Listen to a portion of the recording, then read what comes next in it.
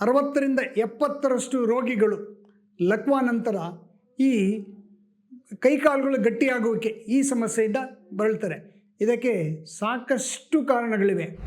ಈ ಸ್ಪ್ಯಾಸ್ಟಿಸಿಸ್ ಸಮಸ್ಯೆಯಲ್ಲಿ ಏನಿರುತ್ತಂದರೆ, ಮೇಲಿಂದ ಕೆಳಗಡೆ ಕೈಗಳಿಗೆ ಅಥವಾ ಕಾಲುಗಳಿಗೆ ಆಗ್ಬೋದು ಸಿಗ್ನಲ್ಸ್ಗಳು ಪಾಸ್ ಆಗ್ತವೆ, ಆದರೆ ವಾಪಸ್ಸು ಸಿಗ್ನಲ್ಸ್ಗಳು ಮೆದುಳಿಗೆ ಇರೋದಿಲ್ಲ. ಕೈ ಬಗ್ಗೆ ಏನಾಗುತ್ತೆ, ಕೈ ಸ್ಟ್ರೈಟ್ ಇರೋದು ನಿಧಾನವಾಗಿ ಬಂದೇನಾಗುತ್ತೆ, ಈ ರೀತಿ ತಿರ್ಕೊಂಬಿಟ್ಟು ಹೀಗೆ ಈ ರೀತಿ ವಿತಿನ್ 6 months 1 year ಒಳಗಡೆ ಈ ರೀತಿ ತಿರ್ಕೊಂಬಿಡುತ್ತೆ. ಅಂದರೆ ಇವೆಲ್ಲ ಮಾಂಸಖಂಡಗಳೇನಿರ್ತವೆ ಇವುಗಳೆಲ್ಲವೂ ಗಟ್ಟಿಯಾಗಿಬಿಡ್ತವೆ.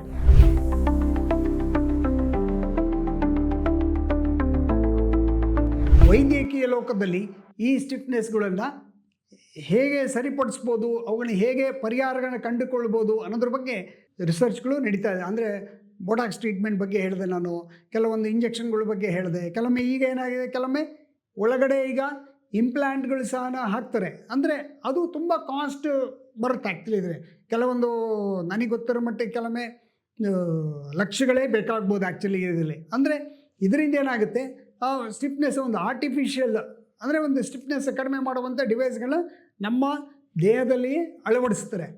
ಅದೇ ರೀತಿ ನಮ್ಮ ಚಿಕಿತ್ಸಾ ಕೇಂದ್ರದಲ್ಲಿ ನಾವೇನು ಮಾಡಿದ್ದೀವಿ ಅಂದರೆ, ಪುನಶ್ಚೇತನ ಚಿಕಿತ್ಸಾ ಕ್ರಮಗಳ ಮೂಲಕ, ಅಂದರೆ ಅಡ್ವಾನ್ಸ್ ಟೆಕ್ನಿಕ್ಗಳ ಮೂಲಕ, ಅಂದರೆ ಕಡಿಮೆ ಖರ್ಚಿನಲ್ಲಿ ಹೇಗೆ ನಾವು ಸ್ಟಿಫ್ನೆಸ್ನ ಸರಿಪಡಿಸ್ಬೋದು ಅನ್ನೋದ್ರ ಬಗ್ಗೆ ನಾವು ಸಾಕಷ್ಟು ಸಂಶೋಧನೆಗಳನ್ನು ಮಾಡಿದ್ದೇವೆ. ಅದರ ಬಗ್ಗೆ ಹೊಸ ಹೊಸ ಮೆಥಡ್ಗಳನ್ನು ಅಭಿವೃದ್ಧಿಪಡಿಸಿದ್ದೇವೆ. ಇದರ ಫಲವಾಗಿ ಲಕ್ವಾ ಎಷ್ಟೇ ಹಳೆಯದಿರಲಿ, ಅದು 5 ವರ್ಷ ಇರಲಿ, 10 ವರ್ಷ ಇರಲಿ, ಅಥವಾ ಅದು ಯಾವುದೇ ರೀತಿ ಅದು ಸ್ಟಿಫ್ನೆಸ್ ಇರಲಿ, ಅವುಗಳನ್ನು ಇಂದು ನಾವು ಯಶಸ್ವಿಯಾಗಿ ಸರಿಪಡಿಸ್ಬೋದು. ಬಟ್ ಇದಕ್ಕೆ ಕೆಲವು ಮಾನದಂಡಗಳಿದೆ. ರೋಗಿ ಸಂಪೂರ್ಣವಾಗಿ ಮಲಗಿರಬಾರ್ದು, ಅಂದರೆ ಸ್ವಲ್ಪ ಮಟ್ಟಿಗೆ ಅದರ ಚಲನೆ ಇರಬೇಕು. ಅಂದರೆ ಯಾಕೆ ಅಂದರೆ, ಅವ್ರ ಪೇಷಂಟು ಓಡಾಡ್ತಾ ಇದ್ದರೆ ಕೈ ಕಾಲುಗಳಲ್ಲಿ ಬಲ ಇರುತ್ತೆ, ಅಂದರೆ ಮೂಳೆಗಳ ಸಾಂದ್ರತೆ ಏನಿರುತ್ತೆ ಅದು ಜಾಸ್ತಿ ಇರಬೇಕು, ಮೂಳೆಗಳು ಗಟ್ಟಿಯಾಗಿಬರಬೇಕು. ಮಲಗಿದ್ರೆ ಏನಾಗುತ್ತೆ, ತುಂಬ ಸಮಯದ ಮಲಗಿದರೆ ಮೂಳೆಗಳು ಟೊಳ್ಳಾಗ್ಬಿಡ್ತವೆ. ಹಾಗಾಗಿ ನಾವು ಅವುಗಳನ್ನ ಈಗೇನು ಅಂಗವೈಕಲ್ಯತೆ ಏನಿದೆ, ಕೈ ಕಾಲುಗಳೇನು ಸೊಟ್ಟಾಗಿದ್ದೇವೆ ಅವುಗಳನ್ನ ಸರಿಪಡಿಸ್ಬೇಕಾದ್ರೆ ಕೆಲವೊಮ್ಮೆ ಏನಾಗುತ್ತೆ, ಮೂಳೆಗಳು ಕಟ್ಟಾಗೋ ರಿಸ್ಕು ಜಾಸ್ತಿ ಇರುತ್ತೆ. ಹಾಗಾಗಿ ಆದರೂ ಸಹ ಇದರಲ್ಲಿ ನಾವೇನಂದರೆ, ನಾನು ಹೇಳೋದೇನೆಂದರೆ, ನಾವು ಮತ್ತೆ ಮೊದಲಿನ ರೀತಿಗೆ ನಾವು ಏನು ಸ್ಟಿಫ್ನೆಸ್ ಇದೆ ಅವುಗಳನ್ನು ನಾವು ವಿಶೇಷವಾದ ಚಿಕಿತ್ಸೆಗಳಿಂದ ನಾವು ಅವುಗಳನ್ನು ಸರಿಪಡಿಸ್ಬೋದು, ಮತ್ತೆ ಅವುಗಳನ್ನ ಸೀದಾ ಮಾಡ್ಬೋದು. ಹಾಗೆ ಮತ್ತೆ ಆ ಸೀದಾ ಮಾಡಿ ಮತ್ತೆ ನಾವು ಮೆದುಳನ್ನು ನಾವು ಪುನಶ್ಚೇತನ ಪ್ರಕ್ರಿಯೆಗೆ ಒಳಪಡಿಸಿದರೆ ರೋಗಿ ಏನಾಗ್ತದೆ, ಮತ್ತೆ ಚಲನೆಗಳನ್ನು ಕಂಡುಕೊಳ್ತಾನೆ. ಆದರೆ ಇವತ್ತು ವೈಜ್ಞಾನಿಕ ಇವತ್ತು ಎಲ್ಲದೂ ಸಾಧ್ಯ ಇದೆ, ಇಲ್ಲ ಅಂತ ಇಲ್ಲ. ಯಾಕಂದರೆ ಕಳೆದ ಒಂದು 100ರಿಂದ 150 ವರ್ಷದಿಂದ ಇದರ ಬಗ್ಗೆ ಸಾಕಷ್ಟು ಸಂಶೋಧನೆಗಳು ನಡೆದಿವೆ. ನಮ್ಮಲ್ಲಿ ಅದ್ರ ಬಗ್ಗೆ ಸಾಕಷ್ಟು ರಿಸೋರ್ಸ್ಗಳಿದೆ, ಅದ್ರ ಬಗ್ಗೆ ಸಾಕಷ್ಟು ಮಾಹಿತಿ ಇದೆ. ಆ ಮಾಹಿತಿಗಳನ್ನು ಆಧರಿಸಿ ನಾವೇನು ಮಾಡಿದ್ದೇವೆ, ಈ ಚಿಕಿತ್ಸಾ ಕ್ರಮಗಳನ್ನು ನಾವು ಅಭಿವೃದ್ಧಿಪಡಿಸಿದ್ದೇವೆ. ಸಪೋಸ್ ಈಗ ಕೈ ಸ್ಟಿಫ್ ಆಗಿ ನಾವೇನು ಮಾಡ್ತೇವೆ, ಈ ಟೇಪಿಂಗ್ ಅನ್ನೋದೊಂದು ಮಾಡ್ತೇವೆ. ಆ್ಯಕ್ಚುಲಿ ಇದು ನಾವೇ ಅಭಿವೃದ್ಧಿಪಡಿಸಿರುವಂಥ ಒಂದು ಚಿಕಿತ್ಸಾ ವಿಧಾನ. ಈ ಚಿಕಿತ್ಸಾ ವಿಧಾನದಿಂದ ನಾವು ಬೆರಳುಗಳನ್ನು ನಾವೇನಂದರೆ ಓಪನ್ ಮಾಡ್ಬೋದು, ಕೈಗಳನ್ನು ಮತ್ತೆ ಫ್ರೀ ಮಾಡ್ಬೋದು.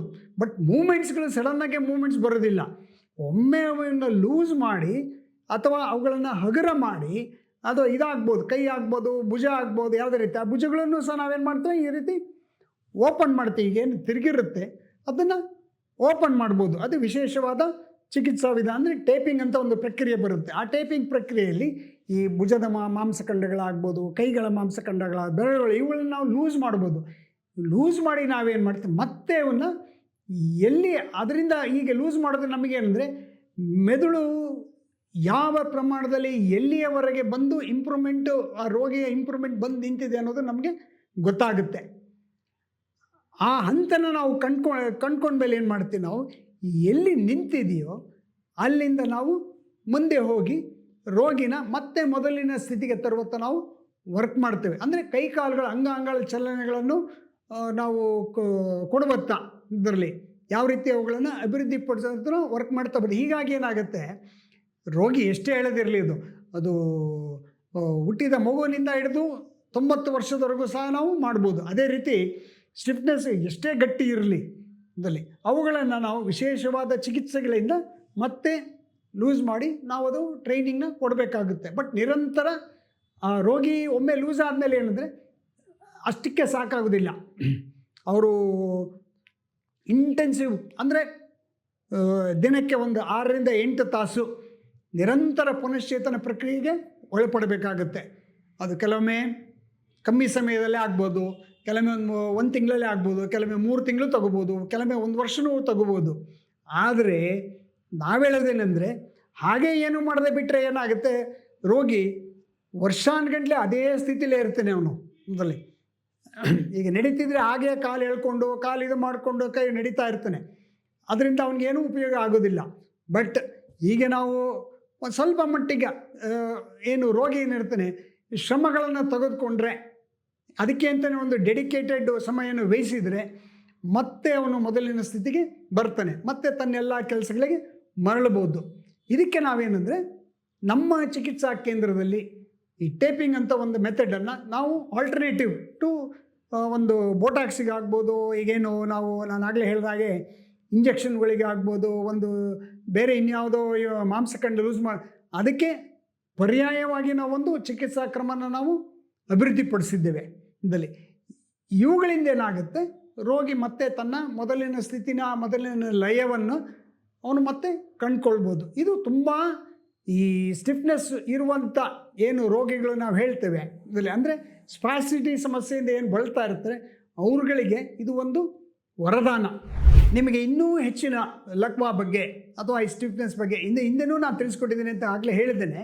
ಇದರಲ್ಲಿ ಹಿಂದಿನ ವೀಡಿಯೋಗಳು ಸ್ವಲ್ಪ ಮಟ್ಟಿಗೆ ಮೆದುಳಲ್ಲಿ ಆಗೋ ಬದಲಾವಣೆ ತಿಳಿಸ್ಕೊಟ್ಟಿದ್ದೇನೆ. ಹಾಗಾಗಿ ನಾನು ಹೇಳೋದೇನೆಂದರೆ ಈ ಲಕ್ವಾ ಸಮಸ್ಯೆ ಬಗ್ಗೆ ಸಂಪೂರ್ಣವಾಗಿ ನೀವು ತಿಳ್ಕೊಬೇಕಾದ್ರೆ ಈ ಡಿಸ್ಕ್ರಿಪ್ಷನಲ್ಲಿ ನಾವೇನಿದೆ ನಾವು ಲಿಂಕ್ಗಳನ್ನು ಹಾಕಿರ್ತೇವೆ, ಅಥವಾ ನಮ್ಮ ಯೂಟ್ಯೂಬ್ ಚಾನಲ್ನ ವಿಸಿಟ್ ಮಾಡಿದರೆ ನಿಮಗೆ ಇದ್ರ ಬಗ್ಗೆ ಎಲ್ಲ ಥರದ ಮಾಹಿತಿಗಳು ತಮಗೆ ಸಿಗ್ತವೆ. ಅದಕ್ಕಿಂತಲೂ ಇನ್ನೂ ಆಳವಾದ ಮಾಹಿತಿ ಬೇಕಾದರೆ ನೀವು ನಮ್ಮನ್ನು ಡೈರೆಕ್ಟಾಗಿ ಬಂದು ಸಂಪರ್ಕಿಸ್ಬೋದು. ವಿತ್ ಪೇಷಂಟ್ ಸಮೇತ ಬಂದರೆ ನಿಮಗೆ ಇನ್ನೂ ಹೆಚ್ಚಿನ ಉಪಯೋಗ ಆಗುತ್ತೆ. ಹಾಗೆ ನಾವು ಪೇಷಂಟ್ ಮುಖಾಂತರನೇ ನಾವು ನಿಮಗೆ ಎಲ್ಲ ರೀತಿಯ ವೈಜ್ಞಾನಿಕ ಮಾಹಿತಿಗಳನ್ನು ನಾವು ತಮಗೆ ತಿಳಿಸ್ಕೊಡ್ತೇವೆ. ಹಾಗಾಗಿ ನಾನು ಹೇಳೋದ್ರೆ ದಯವಿಟ್ಟು ನಮ್ಮ ಚಾನಲ್ಗಳನ್ನು ವಿಸಿಟ್ ಮಾಡಿ, ಅಥವಾ ನಮ್ಮ ವಾಟ್ಸಪ್ ಚಾನಲ್ನ ನಾವು ಅಪ್ಲೋಡ್ ಮಾಡಿದ್ದೇವೆ, ಅದರಲ್ಲೂ ನೀವು ವಿಸಿಟ್ ಮಾಡ್ಬೋದು. ವಿಸಿಟ್ ಮಾಡಿ ನಮ್ಮ ಚಿಕಿತ್ಸಾ ಕ್ರಮಗಳ ಬಗ್ಗೆ ಮಾಹಿತಿಗಳನ್ನು ತಾವು ತಿಳ್ಕೊಬೋದು. ಆ್ಯಕ್ಚುಲಿ ಹೆಚ್ಚಿನ ಮಾಹಿತಿಗೆ ಈ ಕೆಳಕಂಡ ದೂರವಾಣಿನ ನೀವು ಸಂಪರ್ಕಿಸಿ.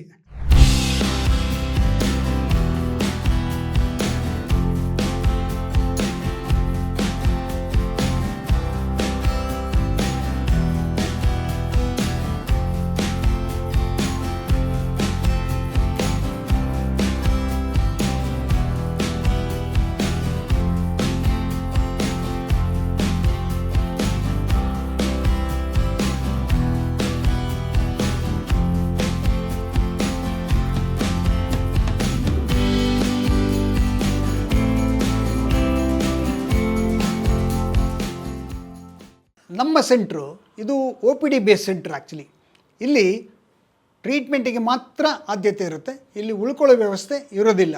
ಆದರೆ ಬೆಂಗಳೂರು ಆಗ್ಬೋದು, ಬೆಂಗಳೂರಿಂದ ಹೊರಗಡೆಯಿಂದ ಏನು ಬರ್ತಕ್ಕ ರಾಜ್ಯದ ಮೂಲೆಯಿಂದ ಏನು ಬರ್ತಾರೆ ಅಂಥ ರೋಗಿಗಳೇಂದರೆ ನಮ್ಮ ಸೆಂಟರ್ನ ಸಹಯೋಗದೊಂದಿಗೆ ನಾವೇನು ಮಾಡಿದ್ವಿ, ಬೇರೆ ಕಡೆ ವ್ಯವಸ್ಥೆ ಮಾಡ್ತೇವೆ, ಅಸಿಸ್ಟ್ ಮಾಡ್ತೇವೆ. ಅಂದರೆ ಅವ್ರಿಗೆ ನಾವು ರೆಫರೆನ್ಸ್ ಕೊಡ್ತೇವೆ. ಹಾಗಾಗಿ ನೀವೇನು ಅಲ್ಲಿ ಉಳ್ಕೊಂಡು ನಮ್ಮಲ್ಲಿ ನೀವು ಚಿಕಿತ್ಸೆನ ಪಡಿಬೋದು. ಆ್ಯಕ್ಚುಲಿ ಇದರಲ್ಲಿ